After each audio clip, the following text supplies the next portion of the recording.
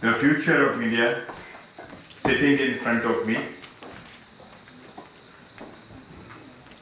I am very happy to be here for the second time. Really very happy. When I was invited by Sunaina by sending her first mail to me, and if she is here, she can confirm that I didn't take even 5 minutes to come back to say yes to your invitation. Coming to IIM Shillong is homecoming for me. I always say that I am attached to this institution for perhaps the reason I do not know. But not because I am working for SR. Otherwise also, when I am not with SR, I will keep coming to your esteemed institution as and when you invite me.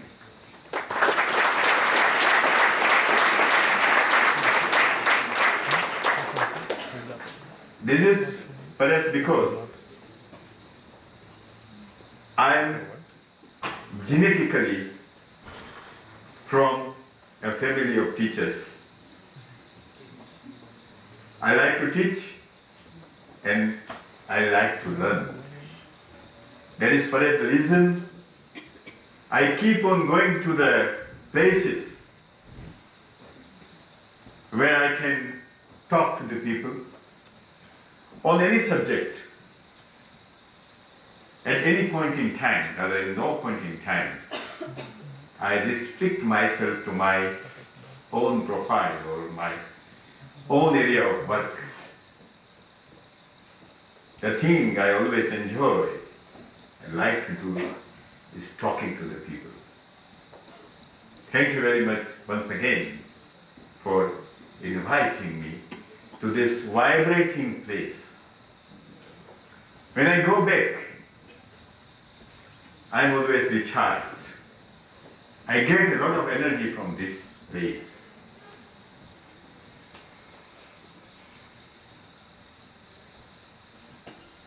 This is an opportunity for me to be amongst the chosen few of this country, the would-be CEO and the would-be owners of the great business.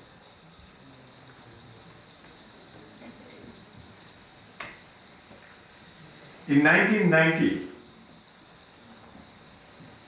I attended one talk organized by Ahmedabad Management Association in Ahmedabad, in which they had invited the 5 most successful entrepreneurs of the state. They were from Rasna, the Crown TV, the Klopner Windsor, the Nirma, and 5th I forgot. The subject was, what are the reasons for your outstanding success? Except Karsanbhai Patel of Nirma, everybody spoke of a structured way of how one can succeed. When it came to Karsanbhai Patel, the last speaker of the day, and it was a deliberately planned move by the organizers to keep him the last. He got up, came on the dais, started speaking in Gujarati. He asked the audience, I will speak a few lines in Gujarati and then I will translate into English.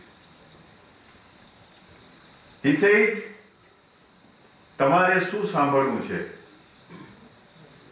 જે પુસ્તકોમાં લખેલું છે એ સાંભળવું છે real life experience સાંભળવો છે. In effect, he was asking, what do you want to listen to? What is written in the books or the real life experience? You know the answer. He started deliberating in Gujarati.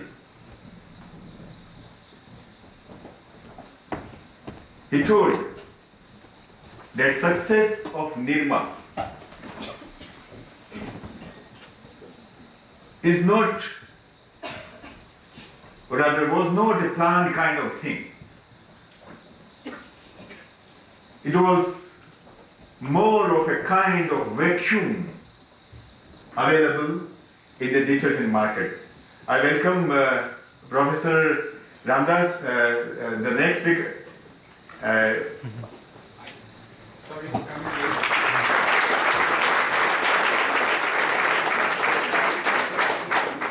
My new friend. Yeah. So it was a kind of vacuum in the detergent market. The Hindustan Liver in those days used to sell very costly detergent powders.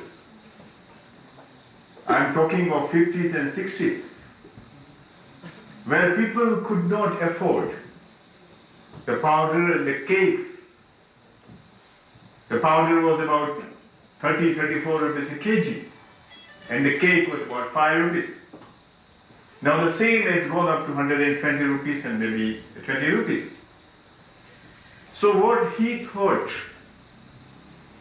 being from genetically a business community, the Patels, that there is a demand for a product which needs to be priced at a level wherein the poorest of the poor could buy it from any shop.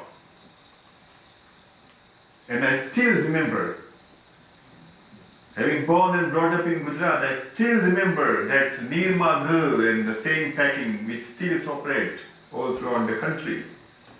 He introduced a detergent powder which was priced at 3 rupees 50 paisa a kg. That's all. What I am going to talk to you today, my friends, is how the big corporates are born, how they are run, how they are grown, at times how they fail. What are the precipitating factors of their failures and success? And definitely at the end, or in the second part of my talk, I will touch upon the philosophical side of being into corporate, how one strikes the balance between the work and the life, how one succeeds, how one handles the stress. Friends, I am on the other end of my life. I'll be turning 58 on 14th May 2013. I'm already 57 plus.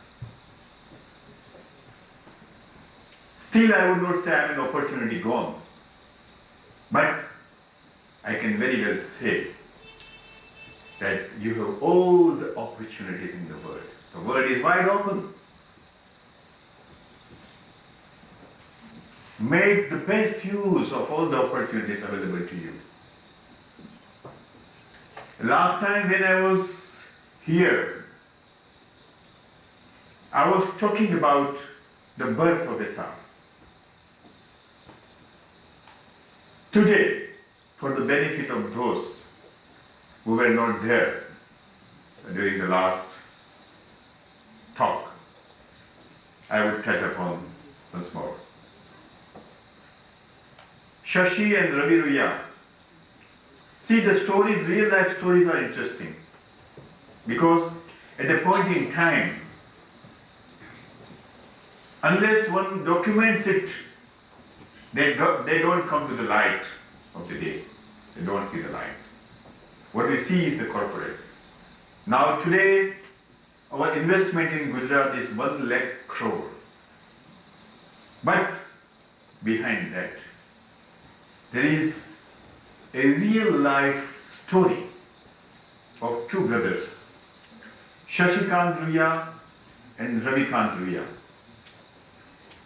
They lost their father when Shashikant was 21 and Ravikant was 18, with a lot of responsibility on their shoulders. They are hailing from a Marwari family, so obviously the responsibility of the marriages of the sisters and the brothers is very high. From there they started to put in their best. They had the dreams, as Dr. Wayne W. Dyer says. He puts it the other way. He says, it is not seeing is believing. He says, it is believing is seeing. You believe in something, and then you can see it taking the shape. Both the Ruyas had very big dreams. At times, when we get opportunity, and we get it very frequently, to interact with these two great brothers, they always say that they had always seen them as one of the biggest entrepreneurs of this country. They wanted to have their presence pan-India and globally. Today, our presence is there in 19 countries with 60,000 employees, and we are into majority of core businesses, may it be petrochemicals, may it be petroleum, may it be construction, may it be communication, may it be steel, may it be mining, so on and so forth. So I am going to tell you a few real life things which has made these things possible.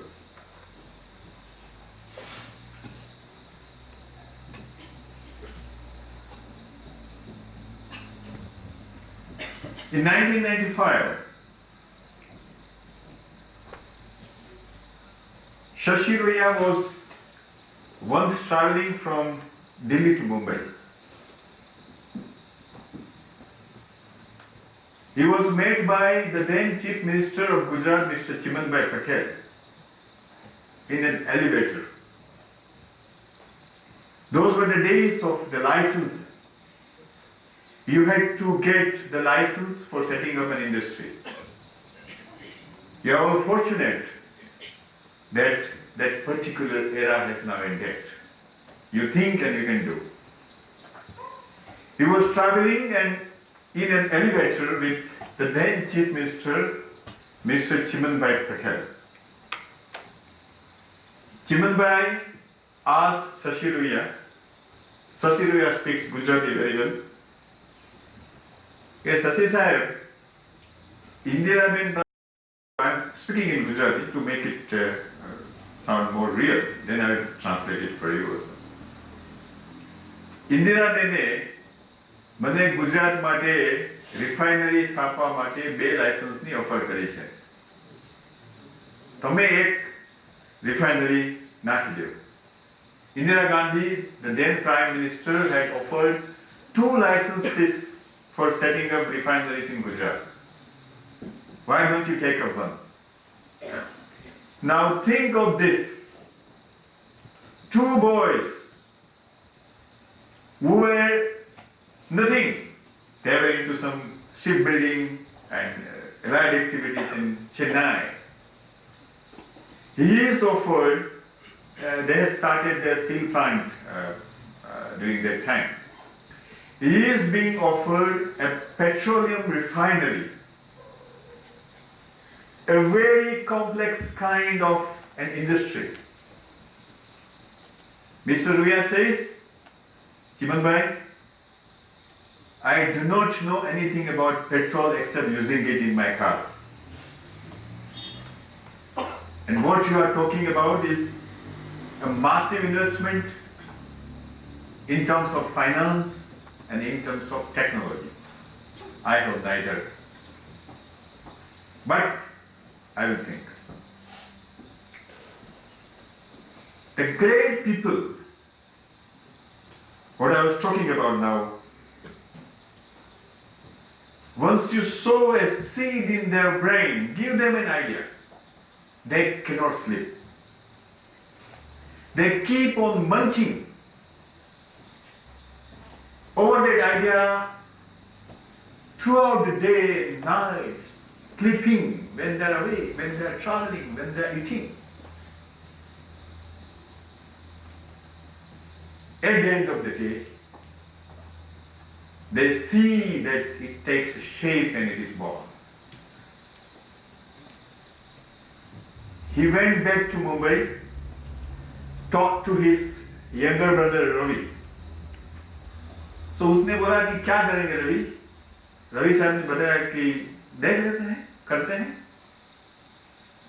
Between the two, Shashi Sahab is a dreamer and Ravi Ruya is one person who brings the idea on the earth and makes it see the light of the day. वो बोलते हैं कि एक काम करते हैं, पहले तो रिफाइनरी कहाँ लगाएंगे वो सोचते हैं.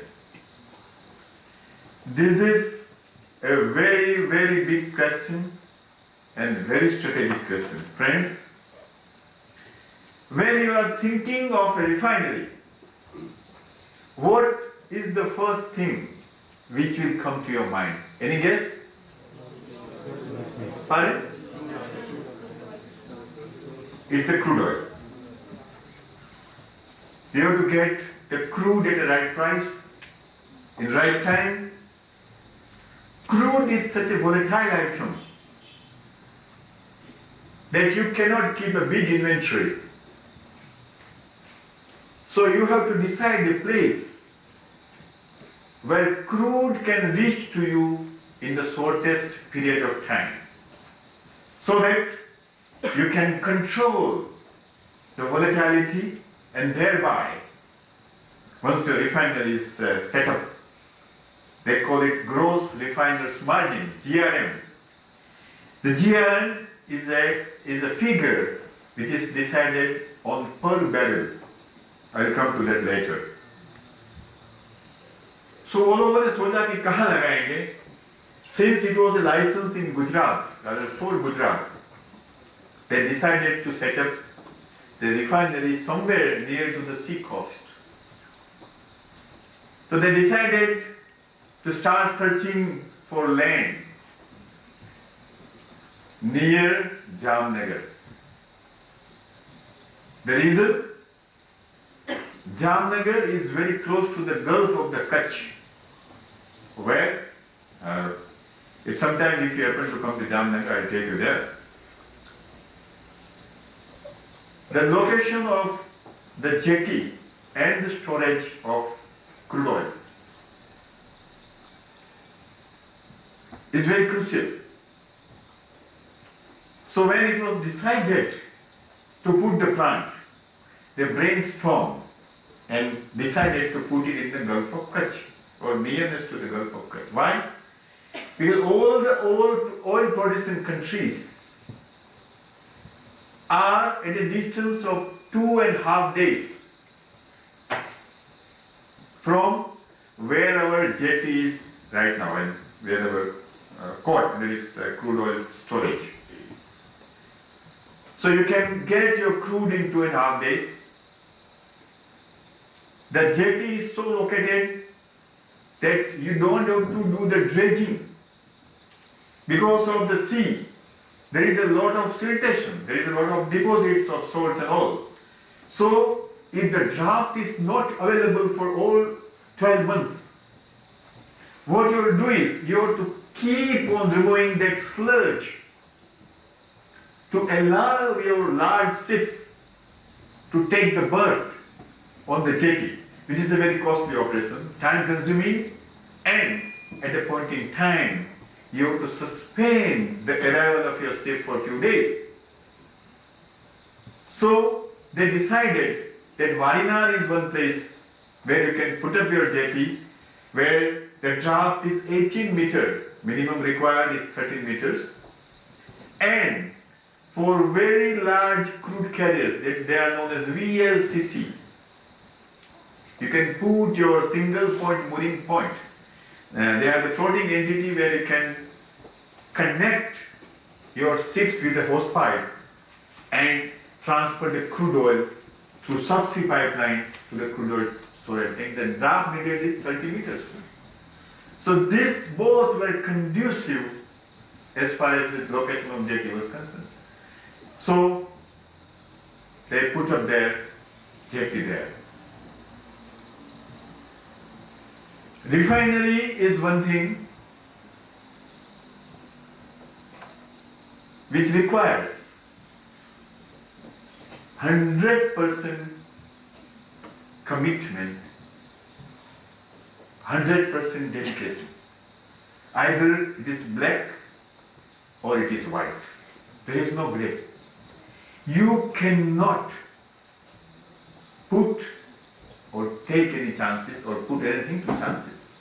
A barren piece of land in 1995 was thus chosen to be the site of,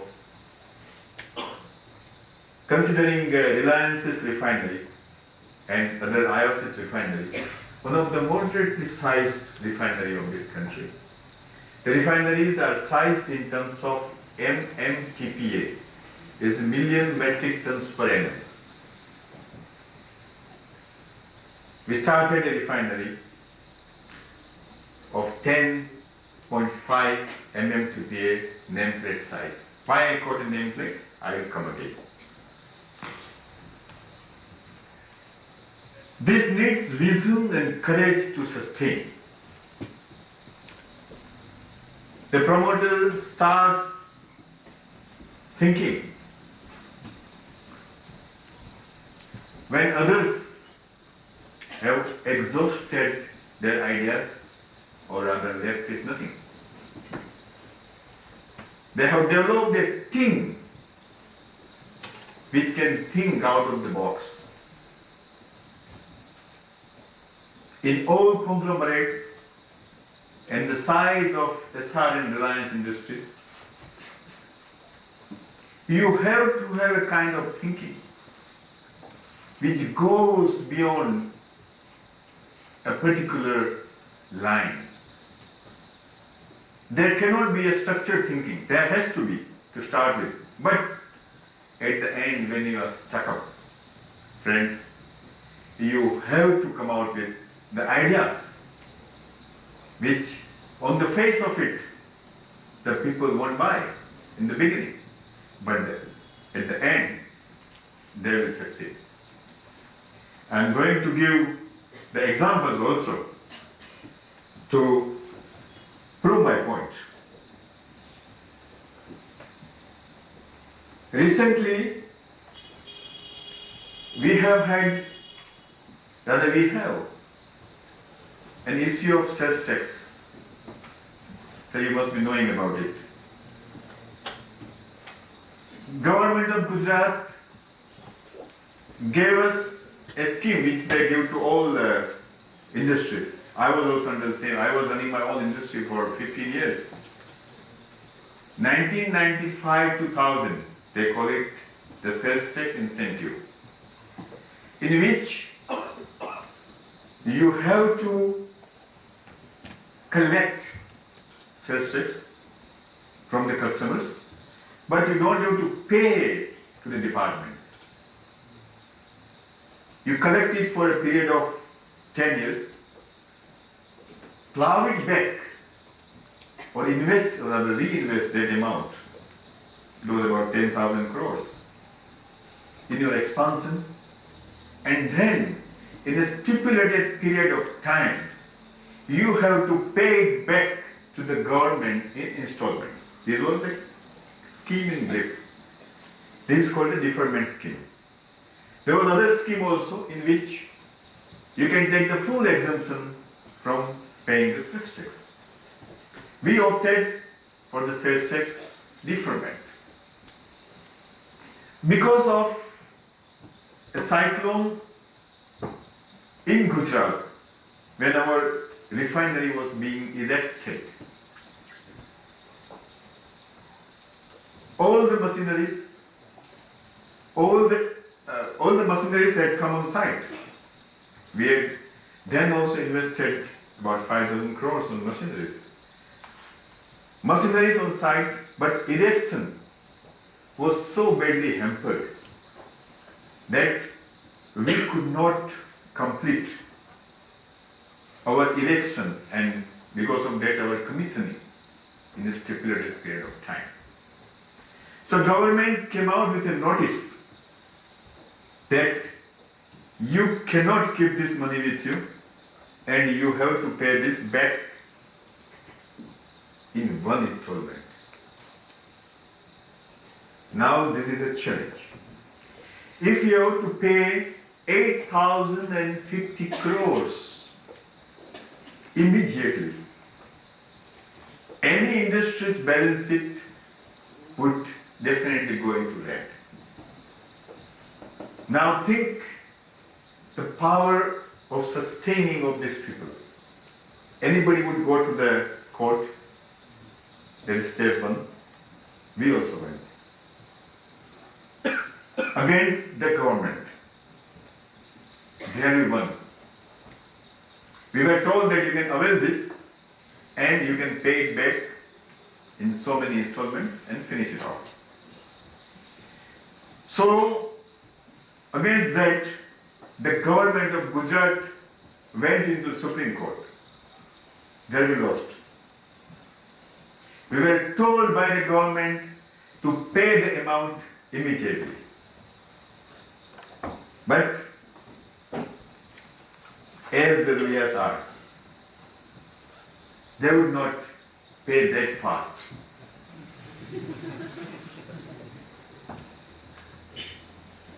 So, having lost in the Supreme Court, they came back to Mumbai, went to the government, met the Chief Minister of the Gujarat, Mr. Narendra Modi. उसको बताया कि भाई ये आप इतना पैसा एक साथ मांग रहे हो तो हमारी इंडस्ट्री तो बंद हो जाएगी भाई, you give us some installments. ऐसा तो चलेगा नहीं. बोलता है सुप्रीम कोर्ट ने बोल दिया अभी तो कुछ नहीं हो सकता है. बोलता है सुप्रीम कोर्ट के बावजूद भी आप तो गवर्नमेंट हो. If the collector is willing to give us installment, who can stop? So 22nd of January, I still recollect the day. The lawyers were told in Ahmedabad कि एक काम करिए, आप 1,000 करोड़ भर दीजिए right now, and then we can talk what best can be done. ये लोगों ने बोला कि हमारे पास तो 100 करोड़ रुपए है भाई, 1,000 करोड़ तो हम नहीं करेंगे. तो 100 करोड़ है तो सरकार ने बोला कि फिर ऐसा करिए भाई कि हम कुछ नहीं कर सकते हैं. Now listen carefully. मीटिंग खत्म हो गई. The lawyers went back to Mumbai. If somebody is following this on daily basis, he must be knowing. The government started attaching our bank accounts. Think of a situation where the refinery does not have money to feed to the supply of the crude and due to the expenses. 3 account एक साथ में attach कर लिए Jamnagar state bank में, which are our main account. Our managing director and vice chairman ran to Jamnagar. पे क्या हुआ? बोले अकाउंट अटैच हो गया. बोलते कोई बात नहीं, let us go to Ahmedabad. तो प्राइवेट जेट में आए थे. एक आदमी को जामनगर उतारा और CFO और 3 आदमी गए अहमदाबाद. वापिस बोले नरेंद्र भाई को मिलना है. मोदी साहब, नरेंद्र भाई ने मना कर दिया, हम नहीं मिलेंगे साहब आपको. आपको अभी कुछ नहीं, अभी आपका जो भी they will attend the refinery also. कोई बात नहीं. Keeping cool and everything is going adverse is one quality of such a big industrialist. कोई बात. See, the intention is not there not to pay, but arranging a finance of this magnitude, which we have applied with the State Bank, and the loan of $1 billion is already coming on. तो अभी क्या करेंगे? By the time the talks were going on, the State Bank attached 3 more accounts. ठीक है? कोई बात. इन सब के दरमियान they filed a special leave petition in Supreme Court. हमको वापिस सुनो. They went to Supreme Court. Now see this. Supreme court ने 2:30 को, I think it was 3rd of July, ऐसा बताया कि एक काम करो. It was they give some 15 days time. 1,000 crore भर दीजिए. Once you pay that amount, we will stop all the coercive actions being taken by the government. See the achievement. If you have perseverance, if you have the capacity to sustain in difficult times, you get help from so many corners. Supreme Court has said this. We are paying 1,000 crore on 30th of July. And then Supreme Court has promised that you will be heard again and will decide.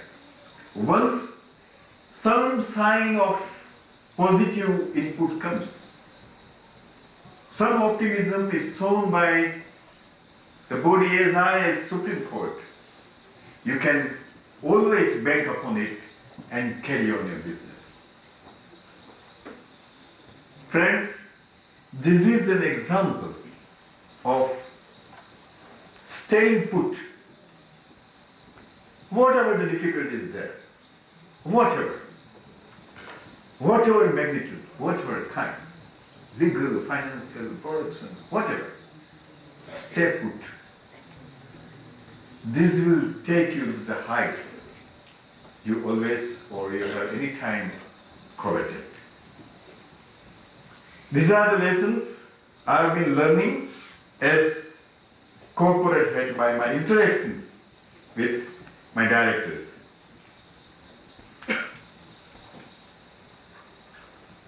Refinery, as far as the plant design is concerned,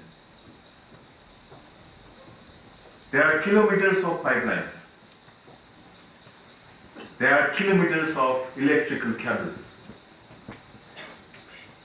If you have seen any running refinery, you will appreciate what I say.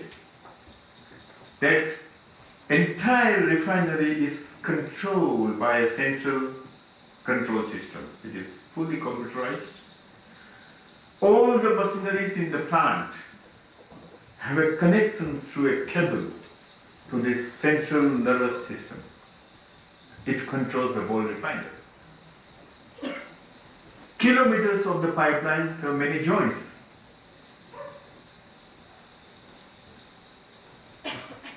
Lot of hydrocarbons, which are highly explosive.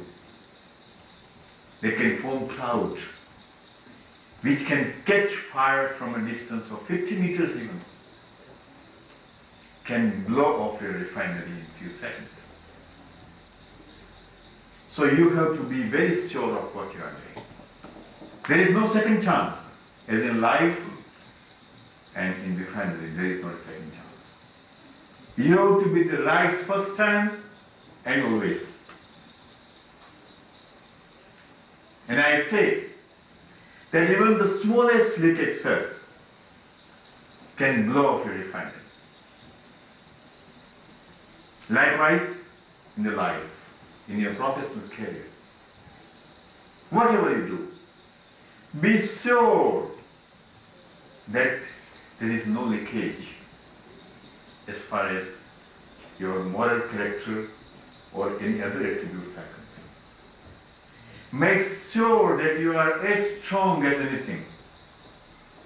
Take care of your mental attitudes, mental traits, and give the best possible contribution, whatever you have, to whatever you are working.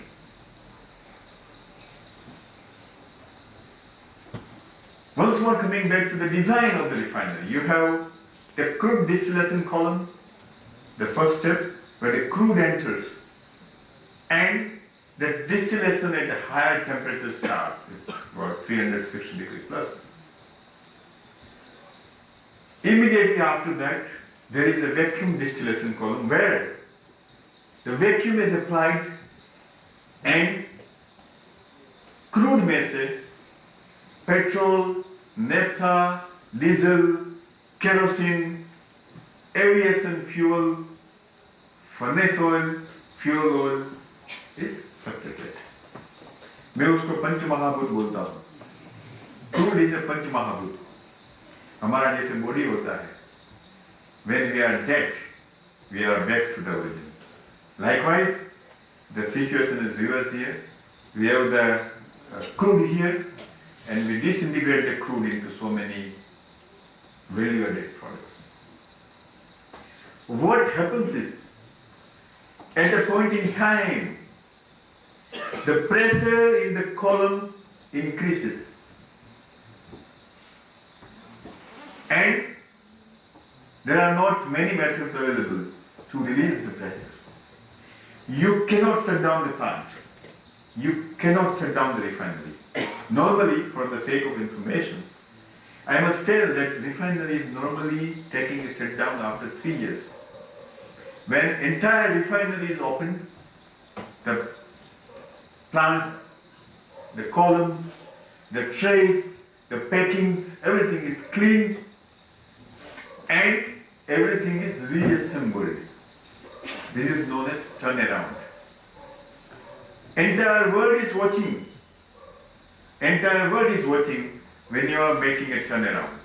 There is a specific period of time. We are doing it in almost half the time. That is not very important. But what I was talking about, that when the pressure in the column increases, you have to release the pressure through a flare. आप लोगों ने कभी देखा हो कोई refinery में कि एक बड़ी चिमनी होती है, ऊपर से कुछ जल रहा होता है और it is burning for 24 hours. That is the way, that is the method of releasing the pressure.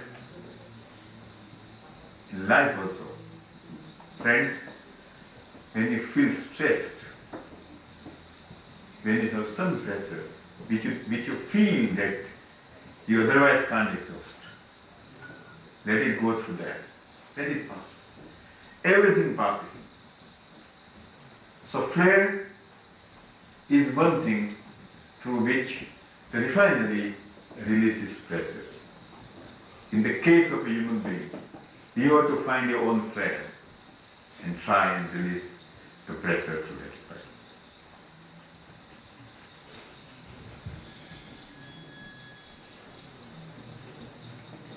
When I was talking of the nameplate capacity, I had a point in mind. When we started, we had a nameplate capacity of 10.5 million metric tons per annum. But we were operating at 14 mmTPA. That is about 37% higher than the nameplate capacity. This is possible when you have better ideas of operating anything. When you give something extra to what you are doing. When the people who are working on the refinery give their best. Any enterprise will perform better than their nameplate capabilities. always aim at giving little higher than what you are paid for. Whatever you do, commit yourself to giving little extra. We call it GEM, G-E-M, going extra mile. We give cash prizes to all those who go extra miles. I am not talking in terms of working extra hours, but I am talking of giving your best. If any idea comes to your mind, speak it out. And let your enterprise be benefited. We have a system wherein the smallest idea is respected. It is recorded, it is taken on a pilot plant trial, and if it succeeds, it is taken on the plant scale. The risk is all refineries, and the gain is all employees. As a result, we have got so many ideas that recently we had a delegation from Starlow, London. The Shell refinery which we have recently bought, they were amazed to see the way in which you are working. Friends, maybe it is your own business. Maybe you are working for somebody. Try and give at least 10% extra. That will make all the difference.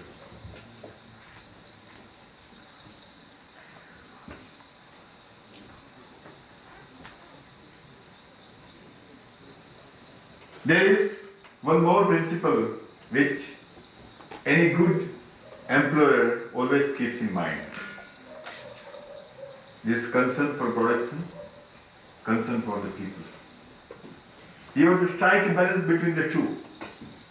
You cannot overstress your people, the workforce, the human assets, beyond a limit to get more and more production. But at the same time, you cannot sacrifice your production always. So, a good employer always strikes a balance between the two. Friends, whenever you have your own industry, please keep this in mind, that human assets, the human resource, you can definitely replace. But that replacement is always and only physical. The kind of the quality you get in replacement. Suppose आज मैंने एक operations का बड़ा engineer छोड़ के जाता है, if I am not concerned. The other one who takes over needs to be trained. He has to understand the communication of the refinery. He has to understand the total environment. It's a cost. Attrition is always a cost. Be very careful when it comes to handling people. Our vice chairman always says that when it comes to take work, you can squeeze your workforce like a lemon, but when it comes to handling them, handle them like roses. Never let them down. In terms of needs, be with them. If they want some favors which is not written in the HR rules and regulations, go beyond that. Help them. Because they are the real people who run your organization. Friends, be sure to keep a positive attitude towards your workforce. That always pays.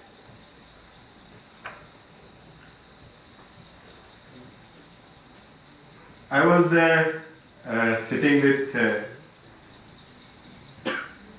tomorrow's speaker, and I just told him that for all the students who are now here, to whom I am talking now, I am going to mention about one non-profit looking factor. There is a time constraint. Sorry. Known as CSR. I am looking after the CSR also. The government has mandated new industries to allocate a fixed percentage of their EBITDA towards CSR. Foreign investors, which we are receiving in numbers, when we are presenting our case to them, they always ask, in between, not at the end, that what you are doing for the society. Corporate social responsibility is one concept which is getting a very strong dimension in the times to come. You have not to do anything out of your duty. You have to morally commit to the society. You have to take care of the society as far as health is concerned, infrastructure is concerned, sanitation is concerned, education is concerned, empowerment is concerned, and you have to carry along the entire society where you work. There is no exemption. There is no exemption. If you don't do, the ministry is closely watching. This is one area in which there is no exemption. They don't compromise. They ask for the data of your spending every year. And if you spend less than what is mandated, you are answerable to the government of India. They monitor it very closely. We at SR are doing it not only as a responsibility, but as a commitment. We go to the villages, 15 in number, with a population of 1.25 lakhs, from whom we have bought our land for our refinery and the power plant.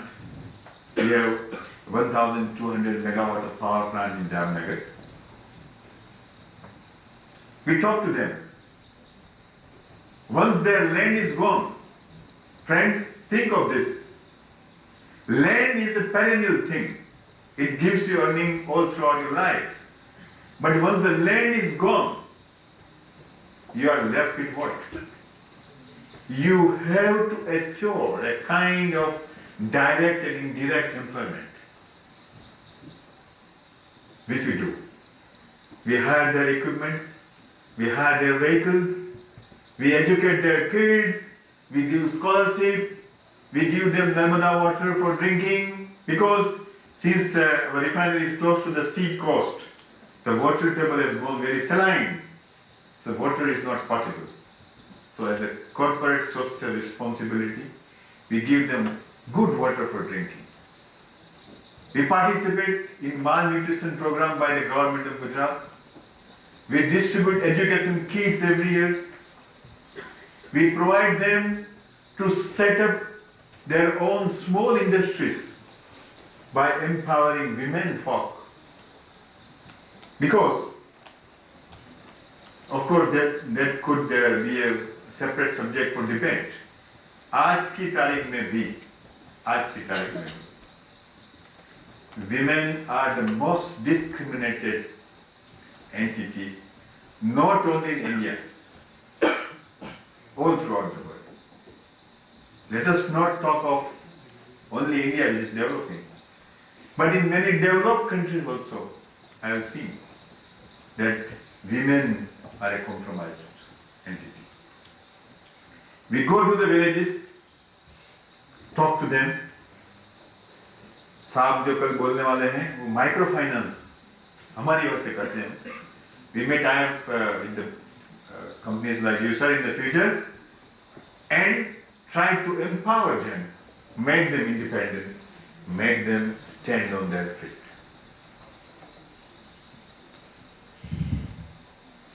Now, coming to the last part of, or the concluding part of my talk. The life-work balance, or the work-life balance. How do we do it? Stress relief का programme बहुत चलता है, किसी में भी जाइए आप, stress हमेशा होता है। सुबह से आप जब भी उठो तभी से स्ट्रेस चालू हो जाता है। It is not because you are into business or you are placed high or you are a managing director or maybe you are a CEO. But as a student also, you must have a lot of stress. Stress is not something you can just whistle it off or फूक मार के हवा मार के उसको उड़ा सकते। You have to understand the root cause. I appreciate what he has said. You have to develop some kind of attitude or basis of your professional life. Since I am already 57 and completing my tenure in my corporate life, I would definitely like to share what I have based my life upon. Before I go into it, I would tell where I came from and where I will be going.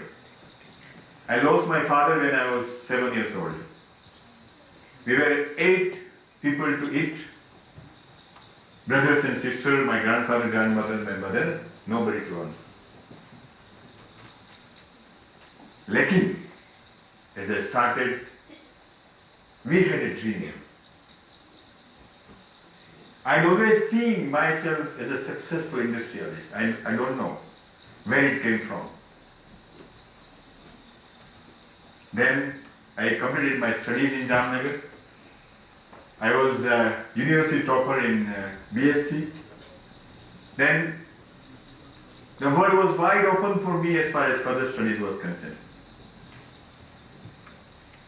I decided to take up a job in a bank where I was selected as a direct officer. But when I went for the interview, final interview, the man who was interviewing me told me that, sir, though you are selected, we will not take you. I asked why. Well, they said, looking to your career in studies, we recommend you further studies. मैंने बोला आप बोलते हो लेकिन मेरे पास तो पैसा नहीं है. Incidentally, I was a national merit scholar all throughout my life. So I decided to look out what I can do.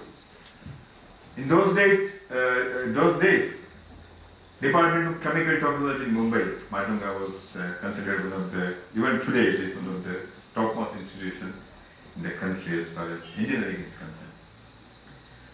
So I applied there. I never knew where Mumbai was because I never moved out of Jamnagar. I got the admission. I studied for 3 years. How, where the money came from, I don't know. I took up my first job, which was in Hext, Color Chem, and I went to Pidilite. I ran my own industries. And one fine morning, when I was sitting in my office, it was in 2005, that I thought that both my daughters having gone to USA for studies and after marriage, let me call this a day. So I closed my industries. And for the first time in 30 years, I drafted my CV. It was a big exercise. Friends, believe me. Very difficult exercise. I put it on net. I got 2 calls. One was from Singapore to take the company's international operations, and other was from SR. I joined SR. The rest is the story. But during this entire journey, I have based my life on few things. I will start with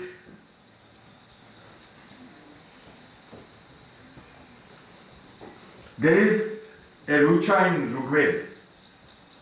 It says, Ano Badra Kratavo Yantu Vishwatah.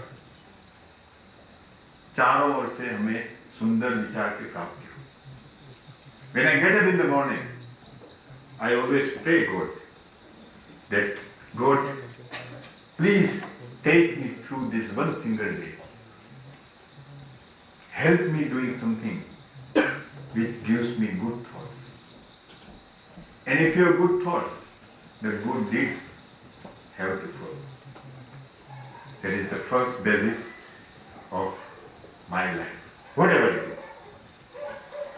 The second is, I have understood very early in my life that happiness is not absolute. It has to be collective. You can be happy only if the people you work with, the society at large, becomes happy. That also once more came from one Sanskrit sloka. Sarve bhavantu sukhinah sarve santu niravaya sarve bhadrani pashyantu ma kaschit dukh bhag bhave. Sab sukhi ho. I don't want to be happy alone. Sarve bhavantu sukhinah sarve santu. Everybody remains healthy. Sarve bhadrani pashyantu ma kaschit dukh bhag bhave. किसी के भाग में दुख ना हो. Let us share the happiness. This is the second basis of my life. The third and the most important is I am a firm believer in doctrine of karma. I have been reading Bhagavad Gita since my childhood. Chapter 2, you must read. Karmane vadikaraste ma phaleshu kadachana Ma karma phala hetur bhu ma sango asti akarmani. Many times people think that if you are not to aspire or desire for the fruits, why one should work? आपको काम करके महीने के अंत में पगार नहीं मिलने वाला है तो आप नौकरी पे क्यों जाएंगे? That is not it. The doctrine of karma does not tell to throw away the fruits. It simply tells that don't concentrate only on fruits, because by doing that you will spoil the quality of your work. Improve the quality of work, the fruits will automatically follow. This is the essence of doctrine of karma. I follow it every day. The fourth and the foremost, the fourth leg of my chair, my life. I once read a small story told by Osho, Acharya Rajneesh. A man came to Bhagwan Buddha. As you all know, Bhagwan Buddha had a very shining face. He was sitting in his meditation. The man comes and asks, क्या आप राजा हो? Are you a king? Bhagwan says no, I am not a king. तो आप साधु हो? बोलते हैं साधु भी नहीं है. तो आप क्या? He has shown both the extremes. वो बोलते हैं मैं दोनों नहीं हूं. तो वो आदमी पूछता है आप क्या हो? Bhagwan Buddha gives a very typical answer, very touching answer. He says, I am awake. मैं जागृत हूं. Friends, if you have to achieve something in life without much of a stress, if you have to vent out your stress, you have to be awake to whatever you do. Don't do anything in a sleeping state of mind. You should know what you are doing. You should understand what you are doing and you will not suffer. Everything is in your mind. मन एवं मनुष्य नाम कारण बंधन मोक्ष योग. आदमी बंधता है, ये आदमी का मोक्ष होता है. दोनों केस में आदमी का मन कारणभूत है. I will take another 5 minutes to conclude my talk, telling one story and one wonderful quote by a German philosopher, Hermann Hesse. I will start with the story to prove my point that everything is in your mind. एक गांव में एक साधु आया. गांव में चौराहा होता है. छोटे गांव में पेड़ के नीचे बड़ी जगह होती है, वहां शाम को बैठे हैं और वो साधु आके शाम को कथा वार्ता करता है, give small discourses, and at the end of the discourse, छोटा जो वार्ता करता है या बात करता है उसके सामने, उसके बाद में he invites questions कि आपके दिल में कोई समस्या हो तो मुझे बताइए. So the villagers would come out with various questions and that chota sadhu will give instant replies. As a result, वो साधु गांव में बहुत पॉपुलर होने लगा. He became very popular. उसी गांव में एक आदमी रहता था जिससे ये डाइजेस्ट नहीं हो पाया कि ये साधु इतना यदि पॉपुलर होता है तो कल उठ के हमारी बात कोई सुनेगा नहीं. सो उसने सोचा कि हमको ऐसा कुछ करना चाहिए कि ये साधु की पॉपुलैरिटी बंद हो जाए और यहां से चला जाए. तो उसके जो दोस्त लोग थे उसने बोला कि तुम क्या करेगा. तो उसने बताया कि tomorrow after the discourse is over I am going to ask this sadhu a question which he will not be able to reply. And whatever the reply gives, it will be wrong. Once it is proved that साधु के पास जवाब नहीं है तो उसकी popularity खत्म हो जाएगी. तो बोलता है कि तू क्या पूछेगा उसको. वो दोस्त लोग पूछते हैं कि तू क्या पूछेगा उसको. बोलता है tomorrow I will come with a bird in my hand, a living bird. साधु का कथा खत्म होने के बाद I will ask Sadhu a question showing the bird कि ये पंखी जिंदा है या मुर्दा है.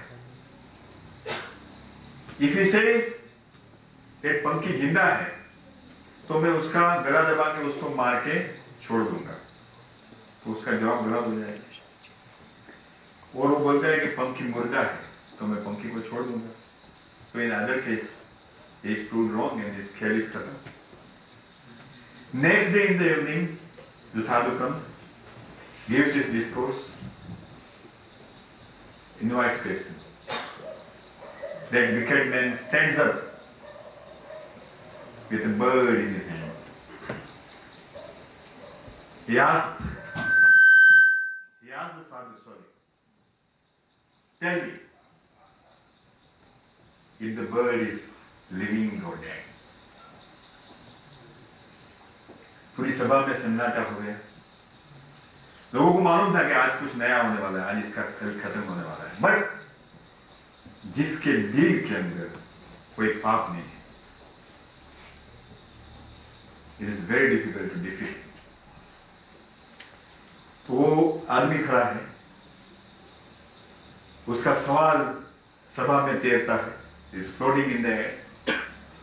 Sadhu with all the serenity, all the peace on his face, says, my son, the bird is as you will it to be. See, everything is in your mind. The bird is as you will it to be. If you want it to be dead, it is dead. If you say it is alive, it is alive. So in either case, the sadhu was proved to be correct. Make your mind stronger. Think positive thoughts. Go along with it. I will read out. Finally, a quote by Hermann Hesse.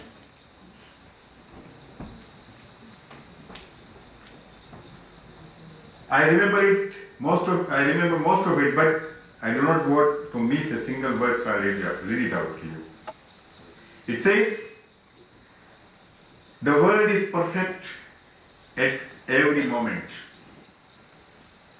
Every seeing already contains grace within it. All little children have an old person in them.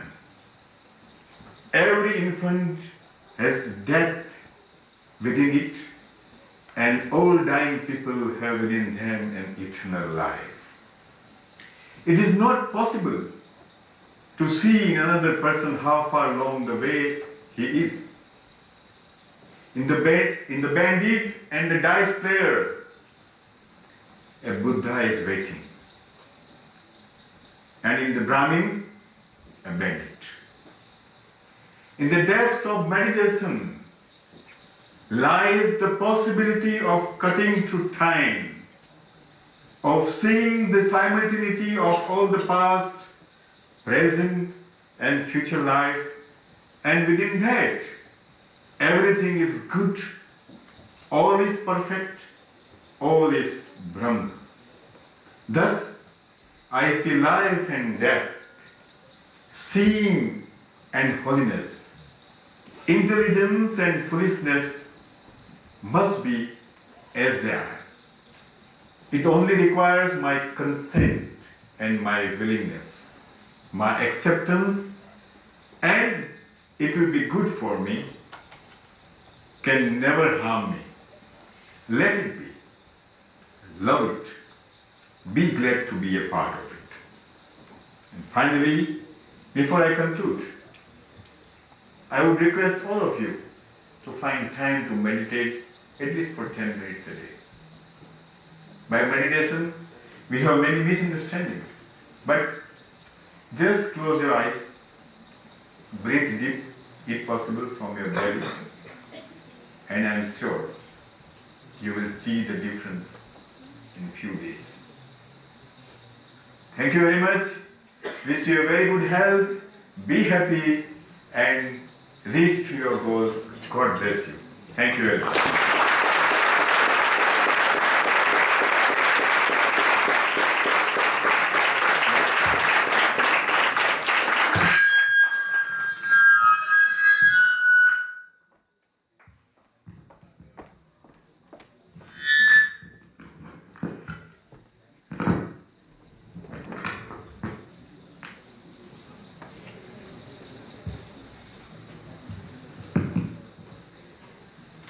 Thank you, sir, for those kind words.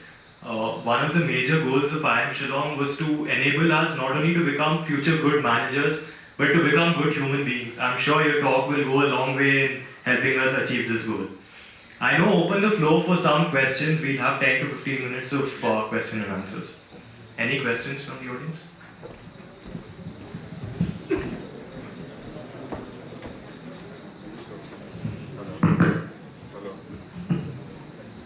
Good evening, sir. This is Nishant. I have two questions, sir. The first question is, from the industry perspective, what are the prospects of renewable energy sources? And the second question is, if I want to start up a company on renewable energy sources, what are the hurdles that I will be facing? Hello. Hello. Hello.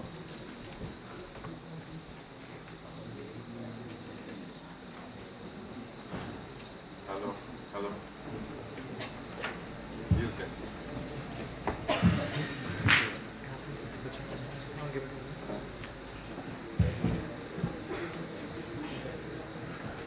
Hello.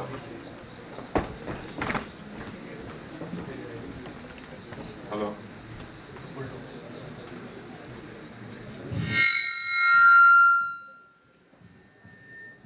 Hello. This is a good question. renewable energy has a future. We are going to very soon exhaust all major sources of energy. When I say that it is a future, I have a reason to support my answer. It is projected that the kind of usage that we are now doing or wasting the energy, we are soon going to exhaust the fossil fuels. We have to concentrate or look at the renewable and reusable energy. My partner is working on solar energy in Kutch. So there are a lot of prospects as far as your question is concerned in renewable energy. Hurdles, I don't see many, except the investment. The reason is that when you are talking of renewable energy, and as I have understood it, if you are talking of solar energy, if you are talking of wind energy, etc., it does not involve a lot of technology. You have to install solar cells or windmills, produce the energy and connect it to the grid. So that will definitely, but as far as I understand, and I would request, sir, if you are doing a research on renewable energy,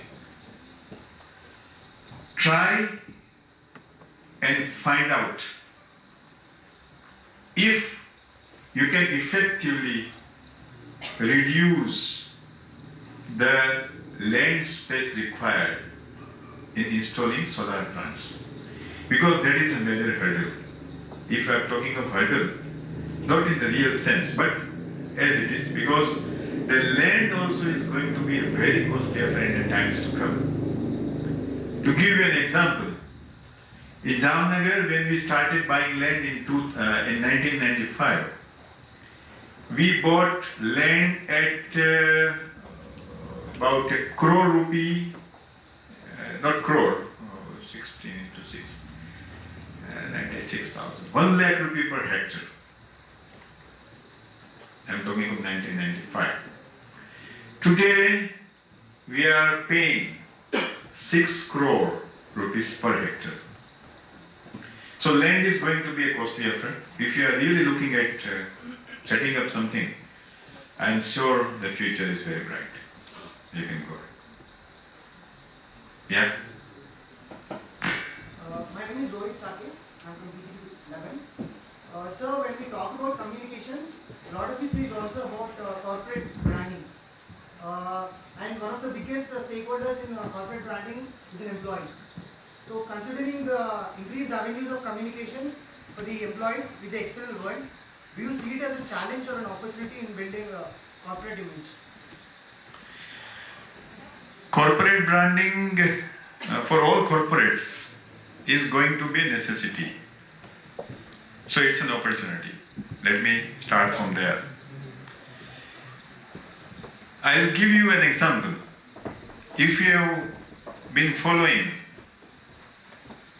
our company for SR, we recently changed our logo. We recently floated our ad on television and various medias. We hired people from all over the world, the best available in the branding. And the amount we spent on branding, can you imagine? Any guess? Which will prove the opportunities available in branding. We spent 100 crores in branding. So there is a lot of opportunities here, and if your stakes are very high, and so you are going to do good in that. Yeah. Sir, Yeah. We talked about refinery as well as we talked about human welfare. So I've worked in a refinery and I know the conditions there. I just want to ask about the SR, whether is it possible to include because in case of any turnaround or shutdown, that is a very major event. Yeah. And it is not possible for a single organization or refinery to handle it itself. They need the help of some contact persons or some external vendors. Yeah. So most of the workers working with contact laborers, is it possible to include their welfare with the your suppose SR is there? So is it possible to include the welfare, their welfare with their SR employees? Very good question. Very good question. Recently, we had a health, safety and environment delegation from Stanlow, London. Their first concern was exactly what you have said. Their concern was that what you are doing for the contractual workforce. And to give you an idea, on any given day, during the turnaround, we have 1,25,000 workers entering refinery at 8 o'clock. 1,25,000. Now, your questions comes from the fact that the workers which enter the refinery are not trained. That is part one. They come from various backgrounds. They are uneducated. They come from all the corners of this country. They have language issues. And as far as the safety is concerned, we give them toolbox talk. समझा दें कि ये काम ऐसे करो, चश्मा पहनो, gumboot पहनो, हेलमेट पहनो, ये करो, वो करो, कुछ करते नहीं है. But not to safeguard SR against any calamity out of the death of any such kind of helper. What we have now started is, we have opened a separate department to identify those lot of workers and divided them in few categories. There are people who know some work, there are people who know little better, and there are people who don't know anything. So starting from the last category, we pick them up and train them, really train them in classrooms and make them capable to handle the kind of work they are doing. So your concern is absolutely very good. And if you can think of something, some contribution in that area, I think that's a wonderful opportunity, sir. Thank you. Yeah. Good evening, sir. Good evening. I am Shayad. My question is that, as you mentioned in your presentation, that the petroleum refinery runs for 3 years at a stretch, and the water tables of Jamnagar are going saline. Also, you mentioned that you are taking several CSR activities as Yes. Returning and giving potable water to the society. Yes. My question is that, as you said, 10% of the profits is gone into CSR activities. Do you think that the government putting a limit at 10% CSR activities, is it enough given the impact, the environmental impact that a petroleum refinery, running of a petroleum refinery has on the environment? Do you think that 10% of CSR activity is suitable or justified, or should the limit be removed? Good question once more. It has one technical aspect also which I'll start with first. Running a petrochemical refinery per se, मुझे मालूम नहीं आपके पास ये information कहाँ से आई है. You say that it has environmental impact. Let me very categorically tell you, my friend, that unlike other chemical industries, which produces dyes and pigments and pharmaceuticals and so on and so forth, where they in reality release polluted water and take it from me, mostly it is untreated. on the ground through reverse bore. They're putting their polluted water into the ground through the pipes and spoil the water table. While in the case of the refinery, everything is a closed circuit operation. You will never see crude, where it enters from and where it goes. You will only see the finished products. So this is as far as the physical handling of the crude is concerned. Now, to add further to what you asked, you should have asked about the air pollution. Air pollution parameters are very, very stringently and closely monitored by the State Pollution Control Board. The best proof, you don't need any person or detectors. You just walk in. I invite all of you to come to my refinery. Just walk in the refinery in any time of the day or night. You will not smell anything. May it be any season. But, now answering the second part of the question. See if whatever percent, 2%, 3%, 5%, 10% is not found to be enough. And if the company genuinely feels, and it has to feel, there is no way. Because you are handling human beings. At the end of the day, you are handling human beings. You have to pump in more money. And there are certain schemes by the state government and the central governments, wherein if you give 10% of your contribution, the government comes out with another 90%. So you can join hands with the government if you find the paucity of the funds. If your profits don't allow that much of outlay to start with, you can join hands with the government and see that the demands of the surroundings fulfilled. I think I answered your question. So Yeah, please. Is that the last question? I'm okay, but if you just to add to it, is it like there are several companies who would look at it as, okay, I'll have to just I'll have to meet up the level of 10%.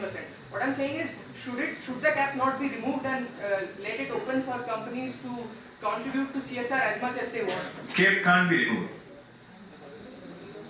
Yeah.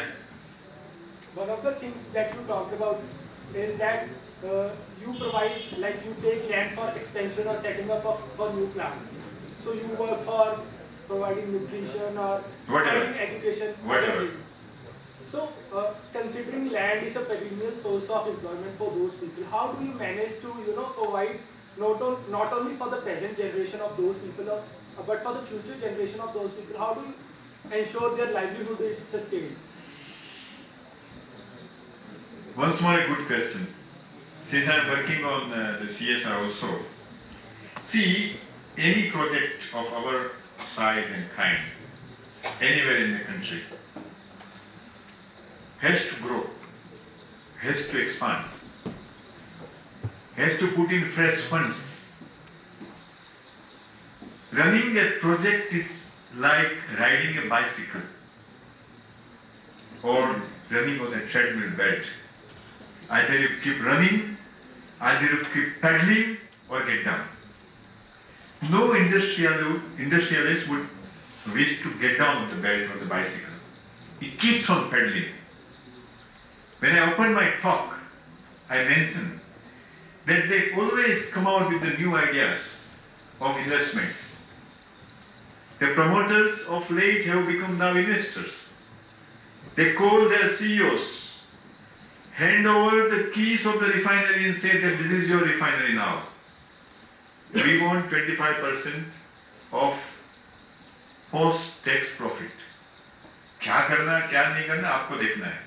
Finance लाओ, नए ideas लाओ, नई technology लाओ, नए आदमी लाओ, पुराने आदमी को निकाल दो, जो करना है करो. Right? So if the expansion goes on and With the size of our refinery, the expansion is not over in a year or two.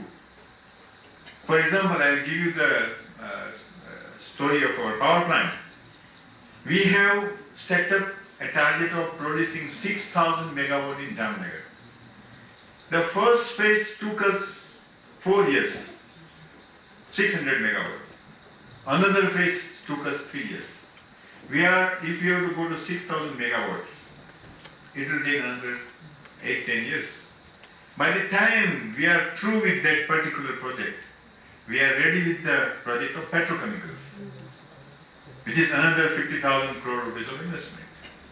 So this is a cycle which goes on and which provides employment and some engagement to at least 1 or 2 generations.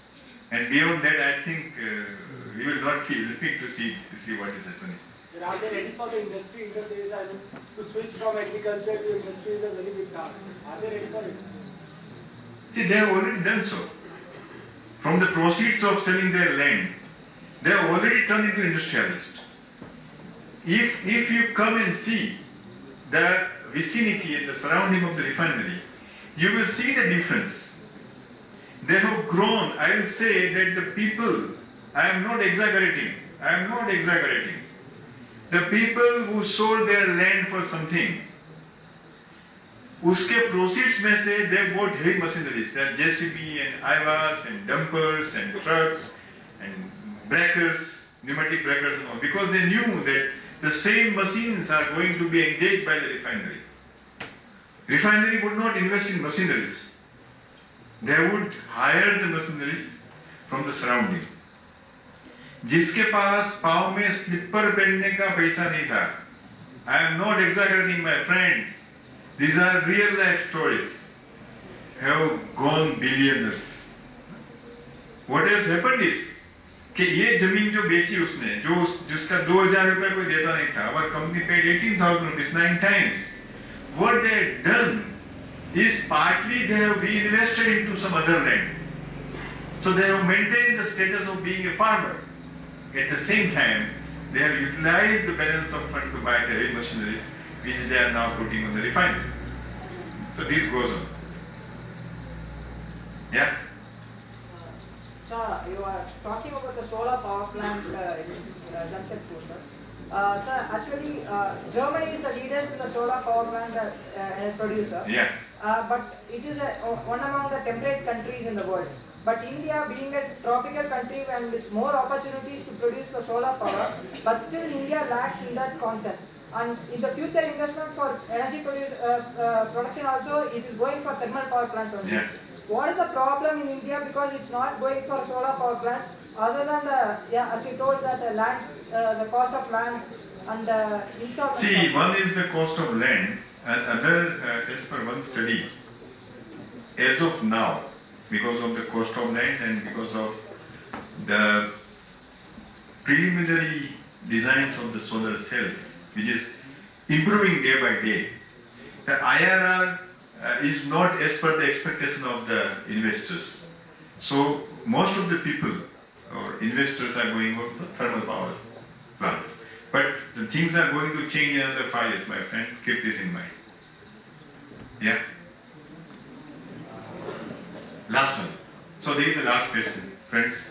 Sir, I'm tempted to ask you this question because you spoke a lot about Bhagavad Gita, everything. Yeah.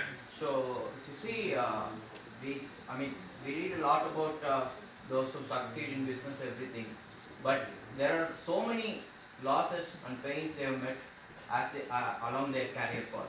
So, see, you have run your own business for 15 more years. So, at one point of time, you stopped the business. You thought, okay, let me spend some time for family. I don't know what was the reason. So, when you say you go into a business, you succeed in it, you turn back, you think you succeed in life too, but you turn back, life is far back from us. Sometimes if I get this feeling, I couldn't aim higher. So how to balance between these two? I mean, how to succeed in life, business, together? See, first of all, as I understood your question, And since this is the last question, I will sum up in another 2 minutes. See, success is time and result relative. It's not an absolute term. Only the time will tell whether you succeed or you have failed. This is part one. In my particular case, I had always seen to it that I don't overdo anything. Whatever I do, I will do in moderation. Madhyam marg jisko bolte hain. I will walk in the middle. I will not go to the extremities. You have to decide at the outset. And most of, see, हमारे सबके साथ में एक problem है. Yesterday I was traveling from Delhi to Guwahati with an IIT student of Guwahati. मैंने बोला कि तू बीटेक करके क्या करने वाला है? बोलते साहब MBA करने वाला हूँ. मैंने बोला सरकार ने तेरे पे इतना खर्चा किया है और you are going to be a good civil engineer. Why? बोलते MBA में पैसा बहुत मिलता है. See this. You are going to do anything for the sake of money or for the want of money. सब दुख का शुरुआत इधर से होता है. If you have to do what you don't like for the sake of money, you will labor for all of your life. Never do it. Conceive whatever you like. Base your projects, base your projections, base your aspirations, base your needs, base your desires on what you are good at, what you would love to do. And I told him, I just give a piece of advice, because having lost so much of hair, I can do that much. I am authorized to do that. मैंने बोला बेटा तेरे को MBA करना है तो कर, कोई बात नहीं है. But if you take a graph after 15 years, this has been told by Azim Premji in one of his lectures, कि the people who are changing their jobs very regularly at a fixed interval of time, 2 साल में साहब मेरे को 10 का वेतन तभी 12 का मिल गया, मैं जा रहा हूँ. 12 से 15 में जाएगा, 15 से 20 में जाएगा. बराबर है? There is another man who sticks to wherever he has joined for a span of 10 years. He is not hopping. I have my brother, elder brother in SR, who happened to be the MD and CEO of Stanglo Refinery, who was MD of Jamnagar Refinery also, and who is now the head of energy vertical in SR, who sits with the chairman. He joined SR in 1995 after having left IPCL from the Ministry of Petroleum and Chemicals from Shastri Bhavan. He has not changed the job even once. And today, he is successful because he has stuck to that particular job. Because he says, not because it is rewarding, it has to be rewarding, but he says, I love to do what I do. So, मेरा business बंद करने का जो decision था, it was a part of my life and work balance. I thought that my needs are fulfilled. I have enough to carry on what I do for another 15-20 years. Why I am to toil? But this kind of questions are very personal and only you yourself can better answer it. Thank you very much, friends.